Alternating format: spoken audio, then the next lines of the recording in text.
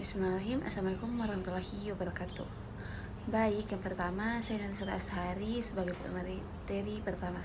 Selamat pagi dan selamat siang. Perkenalkan, kami dari kelompok 5 ingin mempresentasikan tentang analisis rasio nilai pasar dan pendekatan DuPont pada PT Astra Internasional Terbuka periode 2023 sampai 2025. Jadi, inti dari presentasi kali ini, kami ingin memahami dua hal yang besar. Yang pertama, bagaimana pasar saham menilai Astra, apakah sahamnya tergolong murah, wajar, ataupun mahal. Yang kedua, kami ingin membedah kinerja keuangan Astra dengan menggunakan analisis DuPont, yaitu cara melihat dari mana sebenarnya keuntungan perusahaan ini berasal.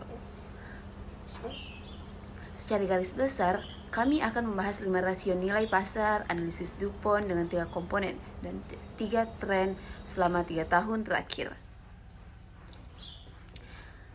Berikut alur presentasi kami. Yang pertama, kami akan memperkenalkan dulu profil singkat Astra, di mana bisnisnya apa saja dan bagaimana kondisi keuangannya.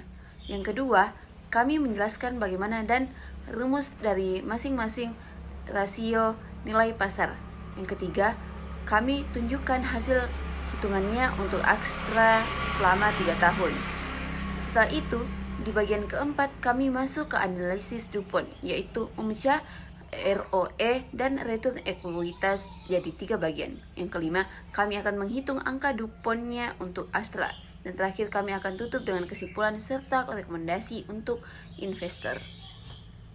Baik, kita masuk kepada slide ketiga yang membahas tentang profil perusahaan. Sebelum masuk ke angka-angka, mari kita berkenalan dulu dengan perusahaannya, di mana PT Astra Internasional atau yang kodenya ASII di bursa, di mana Astra ini adalah salah satu konglomerat terbesar di Indonesia yang berdiri sejak tahun 1957 dan sudah terdaftar di Bursa Efek Indonesia sejak tahun 1990. Astra ini bisnisnya luas sekali. Ada 7 segmen utama, mulai dari otomotif, yang itu paling besar. Contohnya Toyota dan Daihatsu. Lalu alat berat dan pertambangan, jasa keuangan, agribisnis, infrastruktur, teknologi informasi, sampai properti dan kesehatan. Kalau kita lihat angkanya, di tahun 2024 total asetnya mencapai 471,4 triliun, naiknya 5,8 dari tahun sebelumnya. Pendapatannya mencapai 330,9 triliun dan laba bersihnya 40,1 triliun, di mana yang jadi bagian pemilik saham itu 33,9 triliun. Harga sahamnya di akhir 2024 sekitar 4.900 dengan dividen yang dibagikan 406 per saham. Itu setara dengan dividen yield sekitar 8,3%. Artinya cukup tinggi. Selanjutnya, kita beralih kepada slide 4 yang membahas tentang konsep dasar rasio nilai pasar. Sekarang, masuk ke bagian pertama, yaitu rasio nilai pasar. Jadi, apa itu rasio nilai pasar? Sederhananya, ini adalah alat untuk membandingkan harga saham di pasar dengan nilai fundamental ataupun nilai yang sebenarnya dari perusahaan tersebut. Hal ini berguna untuk membantu investor menilai saham ini murah, wajar, ataupun justru sudah kemahalan. Adapun 5 rasio yang kami bahas. Yang pertama itu EPS atau earning per share, yaitu laba bersih per lembar saham. Kedua, PER atau price earning ratio, mengukur beberapa kali investor mau membayar dibandingkan laba yang dihasilkannya. Dan yang ketiga ada PBV atau price to book value, membandingkan harga pasar dengan nilai buku aset perusahaan. Dan yang keempat ada dividend yield, yaitu imbal hasil dividen dibanding harga saham. Dan yang terakhir yaitu Tobin's Q, yang membandingkan nilai pasar total dengan biaya pengganti aset perusahaannya. Beralih ke slide 5, rumus dan interpretasi. Sekarang kita bisa lihat rumus masing-masing rasio ini yang lebih detail. Maka rumus yang pertama yaitu EPS, di mana dihitung dari laba bersih yang menjadi hak pemilik bagi jumlah saham yang beredar. Semakin tinggi EPS, semakin besar pula laba per saham atau laba per lembar saham, dan ini menarik buat investor. PER dihitung dari harga saham dibagi EPS. Kalau PER-nya rendah, bisa berarti sahamnya murah, tapi bisa juga berarti pasar melihat pertumbuhannya rendah. Sebaliknya, jika PER-nya tinggi, biasanya menunjukkan pasar berharap perusahaan ini akan tumbuh lebih besar ke depannya. Selanjutnya, PBV dihitung dari harga saham dibagi dengan nilai buku per saham, di mana nilai buku itu didapatkan dari total ekuitas dibagi dengan jumlah saham. Kalau PBV-nya di bawah 1, berarti harga pasar lebih rendah dari nilai bukunya. Bisa jadi ada indikasi undervalued. Adapun kalau nilainya di atas 1, artinya pasar menghargai perusahaan itu untuk lebih tinggi dari nilai bukunya. Selanjutnya ada rumus dividend yield atau dividen per saham dibagi harga saham yang dikalikan dengan 100%. Ini penting buat investor yang ingin mengincar penghasilan rutin dari dividen. Tapi perlu diingat, yield yang tinggi bisa berarti sahamnya murah, atau bisa juga berarti dividennya tidak akan bertahan lama. Dan rumus yang terakhir yaitu Tobin-Skouy, di mana dihitung dari nilai pasar ekuitas ditambah dengan total utang dibagi total aset. Kalau Q di atas 1, artinya pasar menilai perusahaan ini lebih tinggi dari aset fisiknya. Biasanya karena ada nilai tak berwujud seperti brand atau nama baik. Kalau di bawah 1, perusahaan bisa dibilang undervalue. Perkenalkan, nama saya Umi Alia sebagai pemateri kedua yang akan menjelaskan tentang materi dari perhitungan EPS dan PER sampai dengan analisis the point. Pada slide ini kita akan memasuki materi tentang earnings per share atau biasa disebut dengan EPS dan juga price earnings ratio atau biasa disebut dengan PER. Nah, sekarang kita lihat hasil perhitungan dari kedua ini untuk PT Astra International Tbk selama 3 tahun. Nah, untuk earnings per share sendiri hasilnya cukup stabil di angka 832 di tahun 2023, lalu dia naik sedikit di angka 837 pada tahun 2024, lalu dia turun sedikit nih di angka 809 di tahun 2025. Tapi walaupun turun sedikit di tahun 2025, ini masih kabar baik. Kenapa? Karena laba yang dihasilkan Astra per lembar saham tidak berfluktuasi drastis.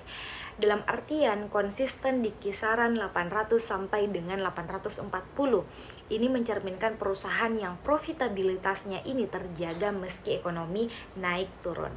Lalu untuk price earnings ratio sendiri kita lihat ada sebanyak 6,28 kali tahun 2023, lalu turun sekitaran 5,85 di tahun 2024, lalu naik lagi ke 7,13 kali di tahun 2025. Penurunan di tahun 2024 terjadi karena harga dari saham turun dari harga 5.225 ke harga 4.900. Jadi per saham ikut turun meski EPS-nya ini stabil. Kemudian di tahun 2025 PER-nya ini naik karena pasar mulai mengapresiasi dari saham Astra lagi. Nah, yang paling penting adalah ini masih PER-nya Astra ini dia masih di bawah 10 kali. Dalam dunia investasi ini artinya sahamnya masuk ke kategori saham yang harganya murah relatif terhadap laba yang dihasilkan ini menjadi peluang menarik bagi para investor. Selanjutnya saya akan menjelaskan tentang materi price to book value atau biasa disebut dengan PBV, dan juga saya akan menjelaskan tentang dividend yield, di mana ini merupakan dua rasio. Untuk PBV sendiri, hasil hitungan kita menunjukkan ada di 0,84 kali di tahun 2023, lalu turun di 0,73 kali di tahun 2024, kemudian naik kembali di 0,80 kali di tahun 2025. Nilai PBV yang berkisar di angka 0,7 sampai dengan 0,8 ini artinya harga saham dari PT Astra sendiri diperdagangkan di bawah nilai bukunya. Dengan kata lain, kita seperti membeli seharga 80 padahal nilainya ini 100. Ini bisa diartikan bahwa saham dari PT Astra sendiri masih affordable atau terjangkau di mata pasar. Sekarang kita masuk pada penjelasan dividend yield. Ini yang sangat menarik karena dividend yield ini dari PT Astra sendiri cukup tinggi karena ada di 9,52% di tahun 2023, kemudian 8,29% di tahun 2024, dan juga 6,75% di tahun 2025. Meskipun trennya menurun, angkanya 6-9% itu jauh di atas bunga deposito bank yang biasanya angkanya 4-5%. Artinya investor yang membeli saham dari PT Astra sendiri mendapatkan imbalan hasil dividen yang sangat kompetitif. Oke, materi selanjutnya itu tentang Tobinski, nilai pasar versus nilai aset. Nah, rasio ini terakhir dari bagian nilai pasar adalah Tobinski, di mana rasio ini dikembangkan oleh seorang ekonom bernama James Tobin, pemenang dari Nobel Ekonomi di tahun 1981. Konsepnya cukup sederhana, di mana Tobinski ini membandingkan total nilai pasar perusahaan, yaitu nilai pasar ekuitas ditambah total utang dengan nilai aset perusahaan. Dalam praktiknya kita pakai total aset sebagai proksi. Kalau Tobinski lebih dari 1, artinya pasar menilai perusahaan lebih tinggi dari nilai fisik asetnya. Ini biasanya karena ada nilai tak terwujud seperti merek yang kuat, teknologi, atau jaringan bisnis yang luas. Kalau di bawah 1 ada kemungkinan saham sedang undervalued. Nah, hasil untuk PT Astra sendiri 0,91 di tahun 2023, turun ke 0,84 di tahun 2025, lalu naik ke 0,89 di tahun 2025. Nilainya mendekati angka 1, artinya pasar menilai Astra hampir setara dengan nilai fisik asetnya, di mana penurunan di tahun 2024 ini terjadi karena harga saham turun dan kemudian naik di tahun 2025 sehingga pemulihan sentimen pasar itu terjadi.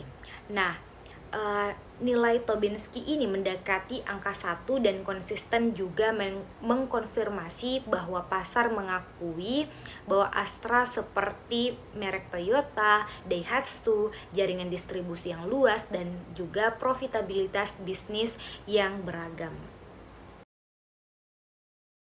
Selanjutnya kita memasuki materi tentang perbandingan semua rasio PT Astra sendiri, di mana yang pertama itu tentang value stock.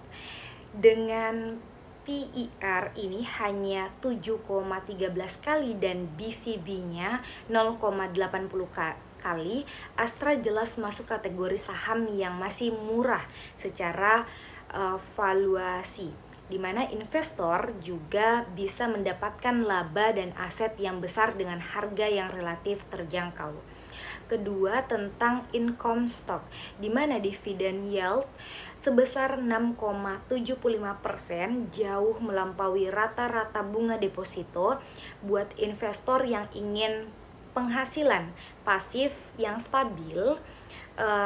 PT Astra sendiri adalah pilihan yang sangat layak untuk dipertimbangkan.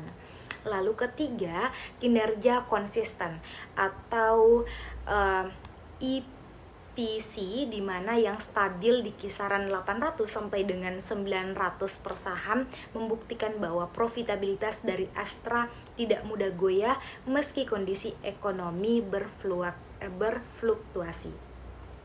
Lalu yang keempat itu tentang bisnis padat aset, di mana Tobinski ini mendekati angka 1 adalah hal yang wajar untuk konglomerat besar seperti Astra yang memiliki aset fisik sangat besar di berbagai sektor industri. Nah, jadi secara keseluruhan ada sisi rasio nilai pasar dari PT Astra sendiri adalah saham yang menarik, baik untuk investor yang mengincar pertumbuhan jangka panjang maupun yang ingin penghasilannya rutin dari dividen. Selanjutnya saya akan menjelaskan materi tentang pengantar analisis DuPont. Nah, pada materi ini kan kita akan belajar tentang apa sih itu tentang DuPont. Nah, setelah membahas rasio nilai pasar, sekarang kita memasuki materi ini. Dimana kalau kita bertanya-tanya, jadi apa sih sebenarnya itu DuPont? Jadi analisis DuPont ini adalah cara kita membahas tentang ROI atau Return on Equity, yaitu seberapa besar keuntungan yang dihasilkan perusahaan dari modal yang ditanamkan pemegang saham, menjadi 3 komponen yang lebih detail. Nah, kenapa perlu untuk dibedah? Karena kalau kita hanya lihat dari angka ROI-nya saja, kita tidak tahu dari mana ROI ini datang, apakah karena perusahaan efisien dalam mengelola biaya atau karena asetnya produktif, atau justru karena perusahaan banyak berutang. Nah, 3 komponen dari DuPont ini akan menjawab, di mana komponen pertama itu tentang net profit margin, di mana dia mengukur seberapa besar laba yang dihasilkan dari setiap rupiah penjualan. Ini mencerminkan efisiensi biaya perusahaan. Komponen kedua adalah total aset turnover, di mana mengukur seberapa besar efisien aset perusahaan digunakan untuk menghasilkan penjualan, di mana ini mencerminkan produktivitas asetnya.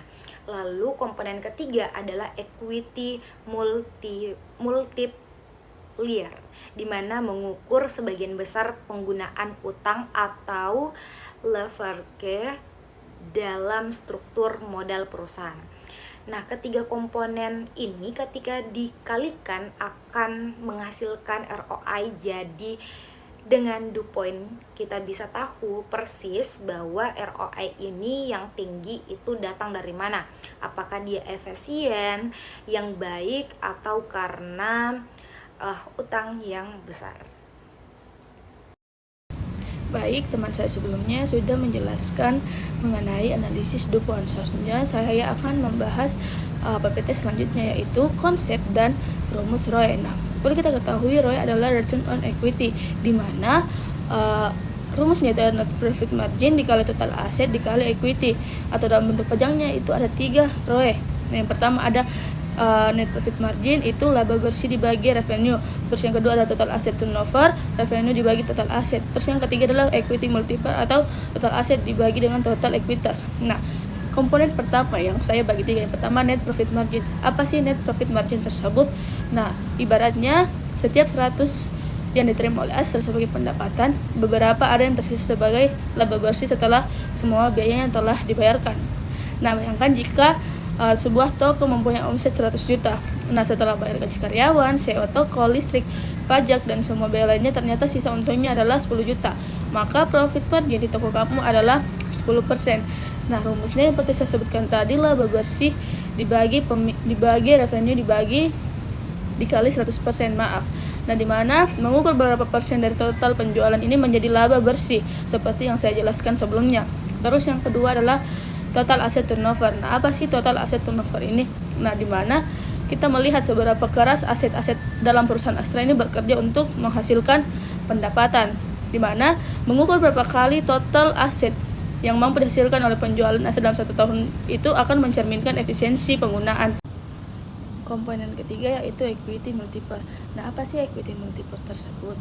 Nah, equity multiplier tadi seperti saya sebutkan, rumusnya total aset dibagi dengan total ekuitas. Nah, equity multiplier sendiri itu bahwa setiap Rp1 pun modal sendiri, berapa sih total aset yang dikelola oleh Astra.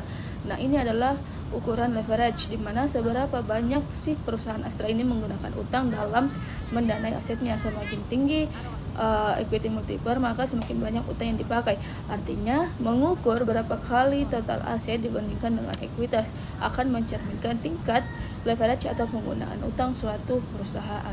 Seperti yang saya jelaskan sebelumnya, kan ada 3 komponen dari return on equity.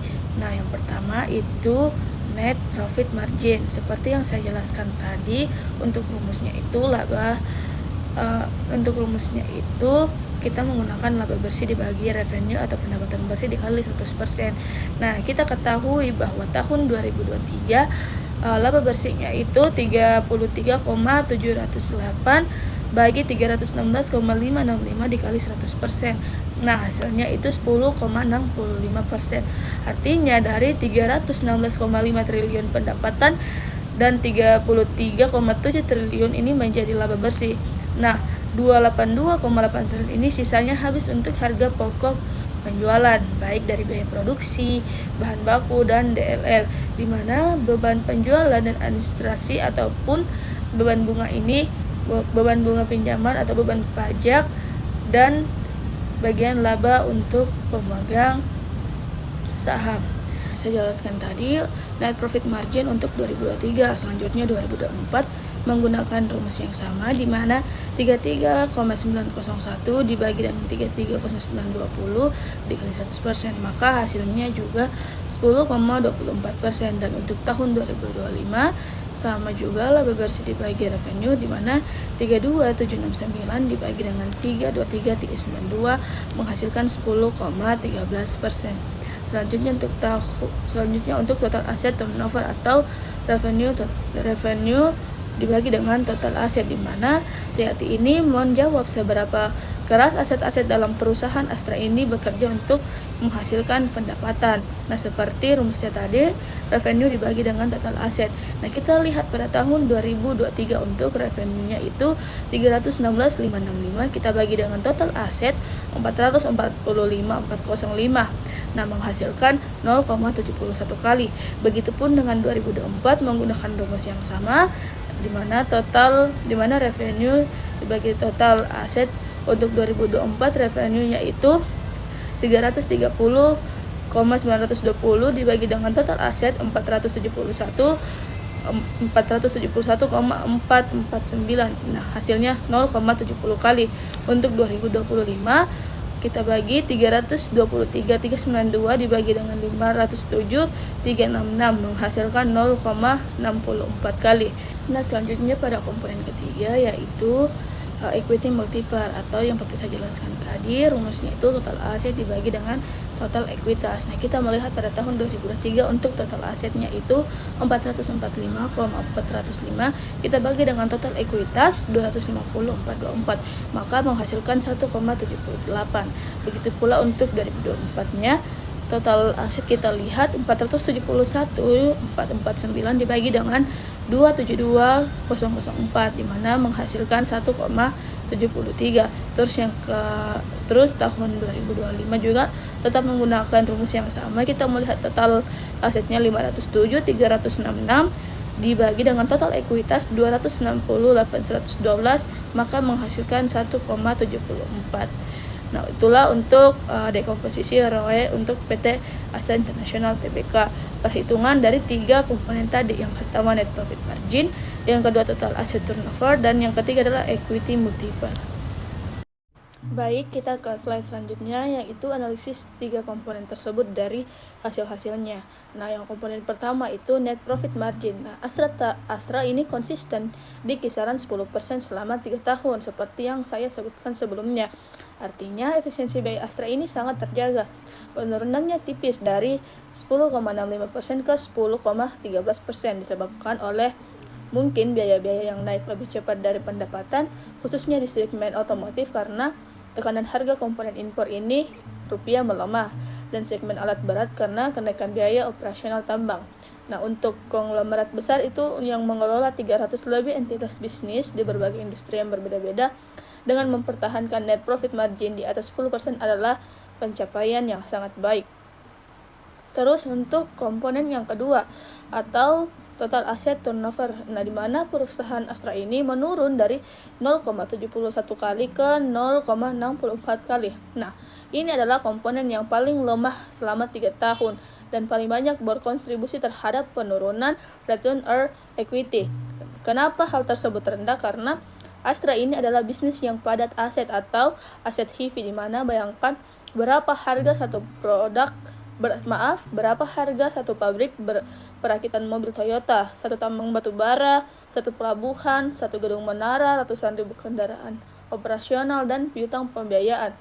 Nah, itu senilai puluhan triliun. Semua itu masuk ke total aset yang jadi penyebut. Wajar kalau di komponen kedua ini TAT-nya itu berada di bawah 1 kali.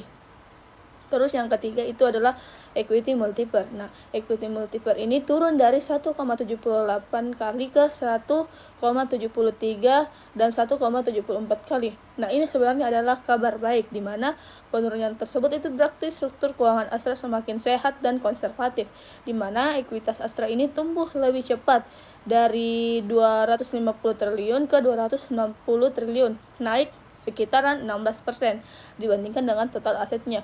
Karena Astra ini lebih menahan banyak laba sebagai laba yang ditahan. Baik, di sini kita sampai pada slide terakhir atau slide kesimpulan, di mana temuan utama analisis. Ada bagian rasio nilai pasar dan ada bagian DuPont analisis, di mana rasio nilai pasar ini yang pertama adalah IPS-nya stabil 800 sampai 900 per saham, di mana profitabilitas per lembar sahamnya ini konsisten. Terus di bagian DuPont analisis ini net profit marginnya itu 10,13%, di mana margin sedikit tertekan, perlu efisiensi biaya.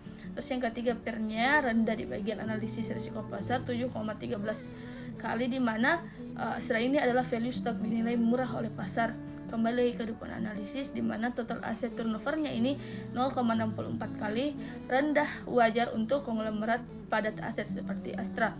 Terus kembali ke risiko nilai pasar, PBV-nya 0,80 kali, di mana pasar mengapresiasi nilai di atas nilai buku atau kepercayaannya tinggi. Terus kita kembali ke equity multiple 1,74 kali, menurun konsisten, di mana leverage-nya ini semakin konservatif.